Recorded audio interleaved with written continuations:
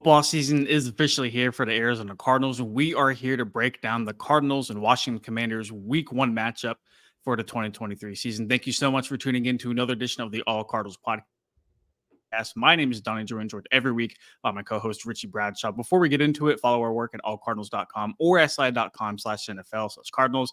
Follow Richie on Twitter or X or whatever the cool kids call it nowadays at Richie Brads36. Follow me on Twitter at Donnie Drew. Richie, before we dive into things, how are you, my man? Yeah, I'm doing good. I'm really hoping my parents don't call me in the middle of a podcast, but we'll cross that That would be bridge. great. Yeah, we'll cross that bridge when we get to it. But Donnie, as you said, the football season is here. It's been here for 2 weeks for college, but I know that a lot of the people that are watching this podcast are probably more geared towards the NFL, and you know the NFL season's here. And even if the Cardinals are bad this year, or even if they're good this year, it's Cardinal football. And hopefully everybody is excited to see the young pieces. I think that's what we should be focused on. But we'll talk about that a little later, my guy.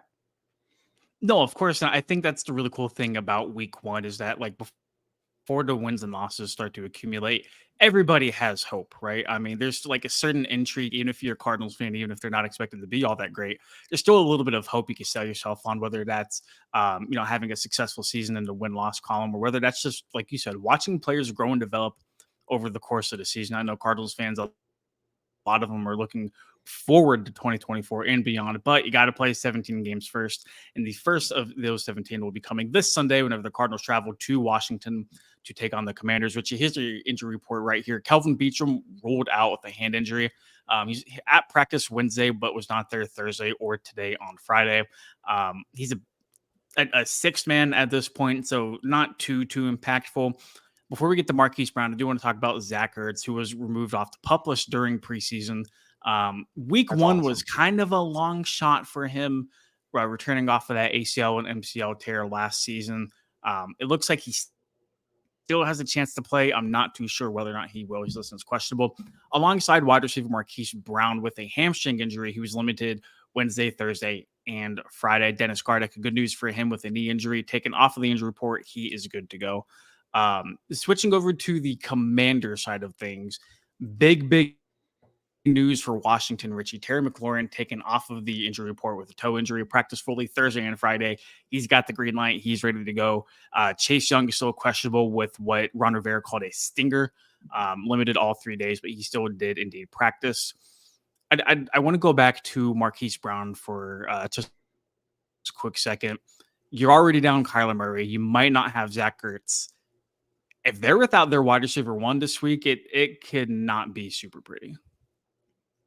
Look, we are going into the season with low expectations. And it's one of those where it's like set the bar low and let this team exceed expectations. What do they say in No Way Home? Expect to be disappointed and you'll never be disappointed. That's as negative and like glass half full as that is, that's the way you should go into these Cardinal games. And they're going to be really struggling this year, but not having your number one receiver, Donnie, that's a tough blow, even if this is a full force Cardinal team. And let's also remember that Marquise Brown is their number one receiver, and he's a number two on 80% of NFL teams. So not having him, that's a massive drop off in talent. You're going to be looking for guys like Rondale Moore and Michael Wilson to be able to step up, and the talent is there. Like Michael Wilson, when he was healthy at Stanford, was a very good receiver.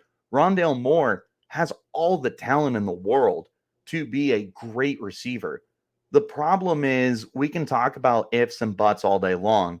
We need to see that production. And thus far, and granted, Wilson's a rookie, but we haven't seen that yet. So if Hollywood is out, this is a huge concern.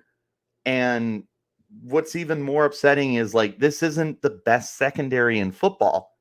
Hollywood could take advantage of this kind of game, but if he's not out there, there's questions to be had. And hell, we don't even know who the quarterback is, Donnie. They're I keeping mean, it a secret. we do, but we don't. They Yes. they Oh, won't it's say it Dobbs. for whatever reason. Yeah, It's it's Dobbs. Dobbs. Rappaport reported it was Dobbs. If anybody put two and two together, they knew it was Josh Dobbs, but still very unofficial. But do not be surprised at all whenever the Cardinals get on the field for the first time and number 9 struts out onto the field. This is what Arizona's offense will look like this week. Potentially Marquise Brown, Michael Wilson will slide into that wide receiver 1 role if he doesn't. But regardless, Wilson will be a boundary receiver. I would expect that Zach Pascal might get some time this week if Marquise Brown isn't able to go. Nothing new as far as the offensive line. Elijah Wilkinson won the left guard spot with Dennis Daly as they battled through training camp. Zach Ertz, if he can't go, it's Trey McBride season again. I know a lot of people are really hoping he takes that next in a year or two. He's Troy Nicholas. James Conner backfield with Keontae Ingram as their RB2. So I think James Conner is going to be set for a high volume day until Keontae can really solidify himself as a second option in Arizona. And then we already kind of touched on it. Josh Dobbs is going to be the guy. Whether or not he'll be the guy whenever Kyler Murray returns is an entirely different discussion. But this offense has potential. I'm just not crazy about them going into Washington and putting up like 30. Yeah, no, 100%. This is not an offense that should instill a lot of confidence. In fact, I'm going to say something very controversial here, and bear with me. Looking at the offense, I think the offensive line is my favorite unit there. Dude, like, as crazy as that is to say about the Cardinals, you might have bookends at the tackle spot. I mean, for what it's worth, is it low end? Yeah, because DJ Humphries is quality. He's not great. He's quality. Humphries is good. Yeah, no. Yeah. This isn't DJ Humphrey slander at all. He's not great. He's not terrible. He's probably above average. We're excited about Paris Johnson Jr. Anyone who knows me knows I'm a big Will Hernandez fan. Same. Yeah, and that's 3 of your 4 offensive linemen right there that I personally am a fan of. From there, it's about seeing what Fro and what Wilkinson can do for you. But, at a minimum, you've got 3 quality, at least, average players on that offensive line. I would be excited about those 2. About the offensive line is what I mean. Receiver, shaky. Running back, we'll see what happens beyond James Conner. Quarterback worries me. Tight end, if Zach Ertz isn't ready to go, I'm not a Trey McBride fan. Sorry, not sorry. Same. At least right now, I still think he needs another year to kind of really find himself and get his feet planted. And like normally, like year 3 is about when tight ends like really start to flourish in the NFL. I just think Trey was a luxury pick by Steve Keim, but we can leave it at that. I don't want to slander him. He's a good dude. He's hopefully going to be a good football player here in the near future. Moving on to the defensive side of the ball. If you're struggling to find a whole lot of things to brag about offensively, you flip the defense and not a whole lot.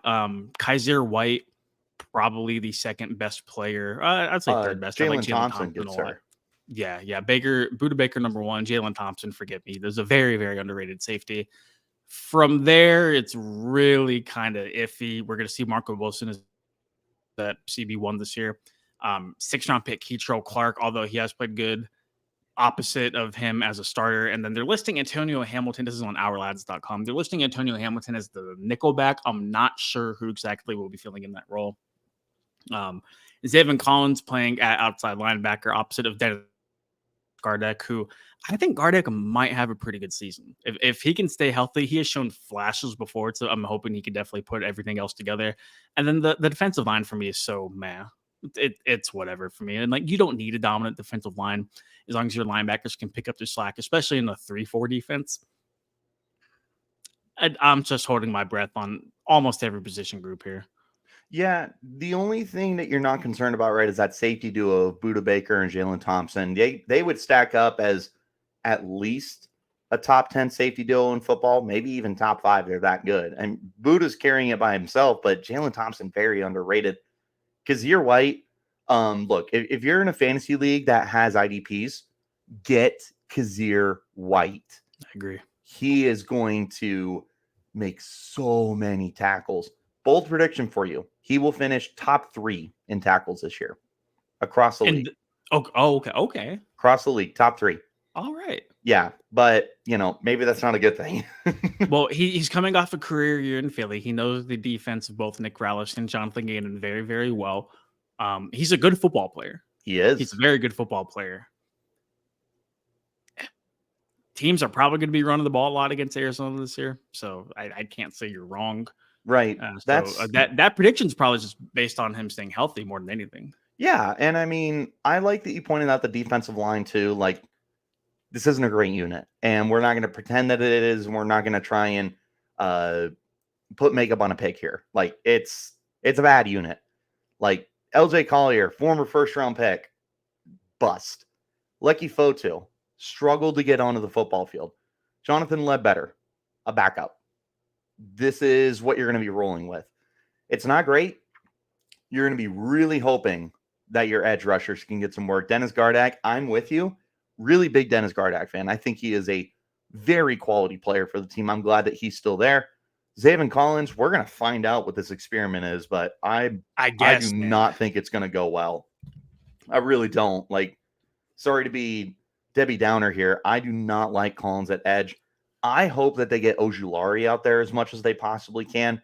I do like Marco Wilson. He's just a 2, just like Hollywood. Like, Hollywood has to be your 1 at receiver. He'd be greater as a 2. Marco Wilson has to be your 1 as a corner. He'd be greater as a 2. Don't know about Antonio Hamilton. I like Keitrell.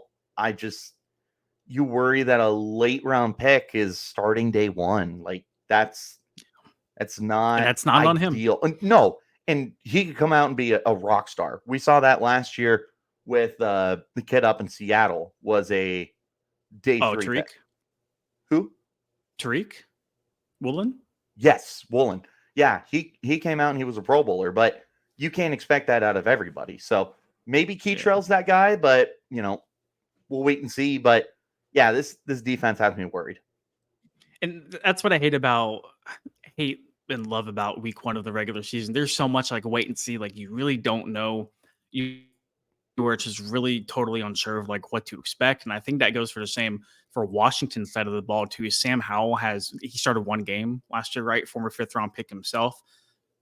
Big Sam Howell guy. You have Brian Robinson, Antonio Gibson in the backfield, which I think is pretty solid. That's pretty good, man. I'm not well versed on their offensive line, but their receiving core, very, very big fan of. And we already talked about, but Scary Terry is going to be out there on Sunday. And I think Terry McLaurin can have a very big day against Arizona secondary.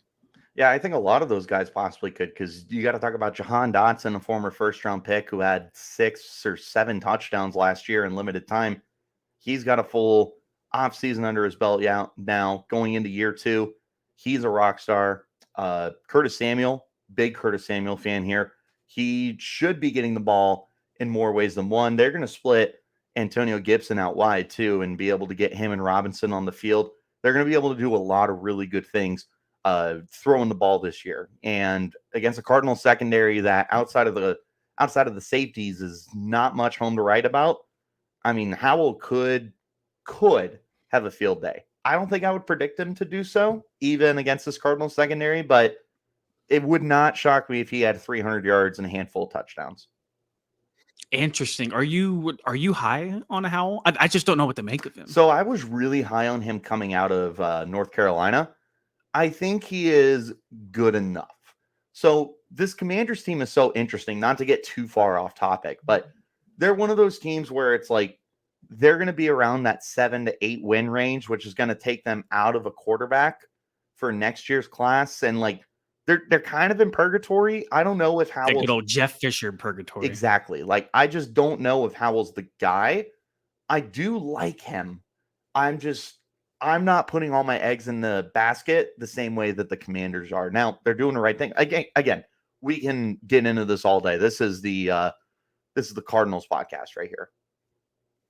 Yeah, no, I was gonna say it's either Howell or like Jacoby Brissett. So it's not like you're sold like one way or another. And like if Brissett was starting, I don't think the conversation is too much different. I do think Howell brings a little bit sharper of a sword, if you kind of catch what I'm throwing here.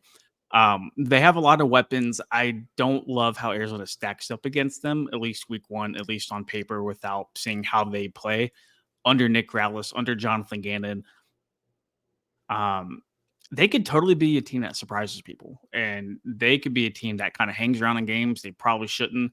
And it's not like Washington is this like gauntlet either, right? I mean, Oh, like they were um 20th and like lower and like yards per game, like points per game.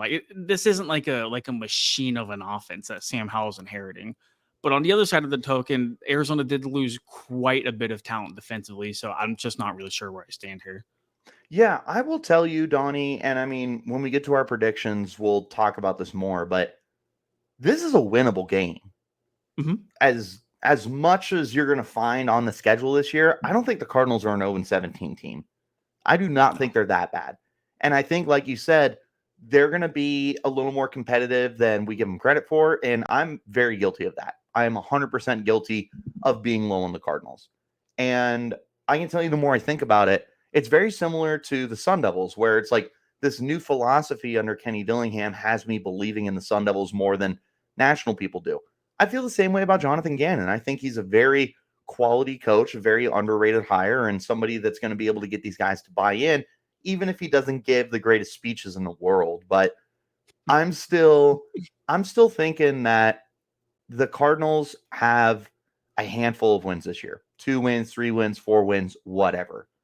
This is one of those games that they could absolutely win because Washington is stuck in the middle. Not great, No, they're not I bad. completely agree. And shifting over to their defensive side of the ball, Chase Young or not, whether or not he plays, they still have a very, very talented front seven. And I mean, with what Arizona wants to do in terms of like really establishing the ground game and really getting James Conner involved, that might be more difficult than your average week to week in the NFL, especially in a brand new system that you're really executing for the first time. I don't know if you see it playing out this way, but I think the game ultimately is going to come down to Josh Dobbs and whether or not he can make enough plays with his arm. Because like I don't see the Commanders giving up a whole lot on the ground to James Conner and company. Let me flip it. I think this game is going to come down to the offensive line because this is not an elite secondary and the linebackers are okay. Jamin Davis is there. He makes tackles. But this defensive line, if it's healthy, Monster. we're waiting for it to come together. It hasn't come together yet, but you paid Deron Payne, who's top 3 nose tackle in football, like a true nose tackle. You have Jonathan Allen there, top 10 defensive tackle. You've got Montez Sweat, one of the most underrated edge rushers in football. And you've got Chase Young, a former number 2 overall pick, who, when healthy, is that guy, but he hasn't been for 2 years. Yep. So you look at this defensive line and you're like, that's a lot of talent. It's literally 4 first round picks, 2 of whom are being paid. One is looking for a new payday. And I actually, Young is also a free agent. 2 of them are looking for paydays, which means they're going to be playing their hearts out. So it's going to come down to the offensive line, Donnie. I don't care who's in the backfield taking snaps under center. Like, the offensive line is going to dictate this game because if the Cardinals give up 5 or more sacks, that's curtains. They're not getting anything done. But if they can find a way to tighten it down 3 or less, there's going to be opportunities here because Washington, beyond their defensive line, is fine. It's very beatable. It's very beatable. And the Cardinals might be able to exploit that, but they have to have just the best possible performance that they could possibly put together. And that's asking a lot out of a new unit in week 1 of a new regime. But if they Yep. can, I think that's where this game will be decided is the Cardinals offensive line. I think that is your catalyst for a win or a loss. I think that's a perfect segue into our final thoughts slash predictions and perfect timing with Paris Johnson kind of being the front man for this slide. But I do think, That's a and I do agree great with you that it picture. comes down to the offensive line play because the more you can establish the run, not even pass protection, but like the more honest you can keep Washington, the better chances you'll have of just finding those little slip ups and coverage. Maybe Washington's getting gashed all game and they bring the defense up a little bit and you just hit Michael Wilson over the top or Rondell Moore over the top or Greg Dortch or Zach Pascal, maybe even Marquise if he plays over the top for a big game. And let's not forget too. I mean, the one of the big things everybody liked about Josh Dobbs coming out was his mobility, right? I mean, he's not Colt McCoy. He's not a statue in the pocket. I mean, there's also the possibility that he can make plays with his legs too. I'm not saying he's going to go Lamar Jackson and rush for 100 yards, but he's certainly not going to be cement blocks in the pocket. And I do think maybe that could pay dividends. If they're able to protect him and keep him up, right, he could potentially extend plays, and you'll find a lot of second opportunities like that. Just overall, just like give me your thoughts. I know we said this is a winnable game. I don't want to give you like a rating or anything, but I mean, like how convicted are you that the Cardinals can walk into Washington and pull out a win here? On a scale of 1 to 10, I'll go a 4. Like I might go a 10 5. being I'm the not most sold. confident. So here's my It's five problem. 5 being not surprised. Yeah. So here's my problem is the offense. If Kyler Murray was here, I would take them. But we have no idea what to expect. They could be really scrappy on offense, or they could be the worst offense in the league in week 1. And that's ultimately what sets this game apart from me, which we'll talk more about in just a minute when we make final predictions. But I think they could do it. I truly do in my heart of hearts think they can do it. I want to say it's a 50-50 game, but we just don't know with that offense, Donnie. And I don't trust them. Yeah, I think week 2 is going to be a little bit easier for us to project and predict when we actually see what the Cardinals look like on the field. So open. The pendulum could swing either way, and I would sit here and I would be like, I'm not shocked. Right. I am not surprised that the Cardinals can go in to Washington as a touchdown underdog and beat them. Wouldn't be shocked. They could lose by 14. Would not be shocked. It's just a very much wait and see, not only season, but a week for me as well as they head into Washington. Do you have any like storylines, any matchups you're really, really curious to watch? So I think the biggest storyline doesn't even have to do with the Cardinals. It has to do with the new ownership with Washington and a reinvigorated fan base and a staff and a coaching and players that are going to be more bought in than they have been in a long time. With, I can't remember, is it Josh Harris is the new owner? I think so. And Daniel Snyder's out. I think that's your biggest storyline, like top to bottom. It's one of the biggest storylines in the NFL. As far as the Cardinals storylines go, it really is the quarterback, Donnie. It's what's the quarterback going to do in week 1? What should we expect? Who's going to be out there? Who's going to be making plays? Stuff like that. You really shouldn't expect much out of the defense. I know Jonathan Gann is a defensive mind, but this is not a good unit. If they come out and get 2 or 3 sacks and a couple of turnovers, then we can talk about them as like, wow, this is like totally Billy Bean kind of football right now. And just, what's he do? He gets sacks. He's not bringing the Philly defense with him. No. He is bringing Kazir White, though. Sure, but he's not bringing Hassan or any of the other big building blocks to that defense. Yeah, they got outbid for Javon Hargrave, which broke my heart. I also don't know if he wanted to come here. No, I don't think Javon Hargrave wanted to come here. I think a lot of players, dude, I don't know if you saw, but the Athletic pulled anonymous like agents and stuff about like different organizations, and when the Cardinals were brought up, apparently one agent had a player who wanted to go there, so he texted one of his other agent buddies who has a lot of players on the Cardinals, and they were like, "Hey, like, don't come here. Like, it's bad. Like, don't come here." Cheese and crow, man. So hopefully the new regime with Monty Austin Fort and Jonathan Gannon can fix that. But as of now, for me, this is very much a wait and see game. I know we're here for predictions. I know we're here to give the good people a solidified preview for the game. I think Washington wins. If I'm a betting man, I'm probably going to bet on the Commanders to win. Will I be shocked if Arizona wins? No. If you're asking me for a final score prediction, I got to go like 24 to like 10, 24-13, right around that ballpark. I think it's going to be low scoring. I really do. I wouldn't be shocked if it goes either way. Like I said, I don't know. I don't know. Next week when we have the Giants and the Giants are coming to town, I'll be so much more convicted because I'll actually get to see this team with my own eyes, Los Ojos. But until then, I don't know, and nobody knows. But I'm just going to go off of the matchups, off of what I think it's going to happen. Dude, if Josh Dobbs walks into here with 2 weeks of prep and leads the Cardinals to victory, throw the parade, Build a get it statue. going. I'll buy the confetti. Yeah, build the statue. Yeah, it's funny you gave that score. I literally was sitting here at about 24-10 or so. I think I'm going to go 21-10. Here's the thing. This is going to be a really close game. A lot closer than an 11-point swing would indicate. I think the Cardinals are going to come out slugging, and they're going to put up a heck of a fight, and it wouldn't shock me if they won this game. Like, I know that people are still going to be upset and be like, well, it doesn't matter if you say they could, like, coulda, shoulda, woulda, all that. But truly, guys, like, there's not going to be a lot of wins this year. And if there are, then add us. Make fun of us. Screen record, screenshot, whatever. But in the meantime, enjoy what you can.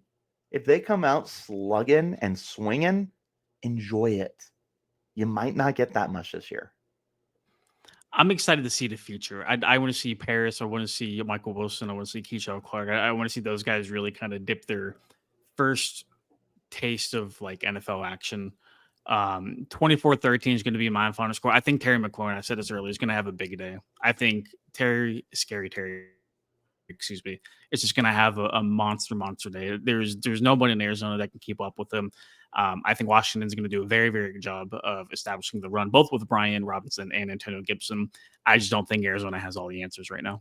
Yeah, I got the Commanders 21-10 here, and I echo you that F1 is going to have about 100 yards, probably a touchdown. They're going to give him the ball a lot. I also think, if you want a bold prediction, I think Jahan Dotson outperforms Terry McLaurin in this game. Ooh, are you a F1 guy or you're not a Scary Terry guy? Either way, I think F1 is a little more unique, but Sure. Scary Terry is pretty good. And when me and you got to see him live in the Senior Bowl, he was Scary Terry. That was OG. Before F1 became a thing, he was Scary Terry. And we watched him grow up. It's wild. Dude, holy cow. Like, can we talk about how nobody at the Senior Bowl had any business lining up against him? He dusted everyone. And then he went in the third round. He was the OG Ohio State receiver before, all of these kids started coming in, just wrecking havoc on the NFL. Yeah, 100%. He helped start that change. Like, you could say Michael Thomas. I would say Terry McLaurin was the one who walked so that Garrett Wilson, Chris Olave, Marvin Harrison Jr. could run. Perhaps so. Don't forget Jackson Smith and Jigba. The Cardinals are going to see him twice a year. That's my dude. That is neither here, neither there. We're under 48 hours, actually, as we were recording this on a Friday night, until kickoff. Very, very exciting. Cardinals and Commanders take action 10 a.m. Sunday morning, Arizona time. For the All Cardinals podcast and my co-host Richie Bradshaw, my name is Don Andrew. Thank you so much for tuning in to another episode. Before you leave, go to comment, like, subscribe to the YouTube channel. We are finally over 1,000 subscribers. Giveaway is coming soon, I promise. Thank you all. Follow our work at allcardinals.com or si.com/NFL/Cardinals. Enjoy the game. We'll catch you guys next week.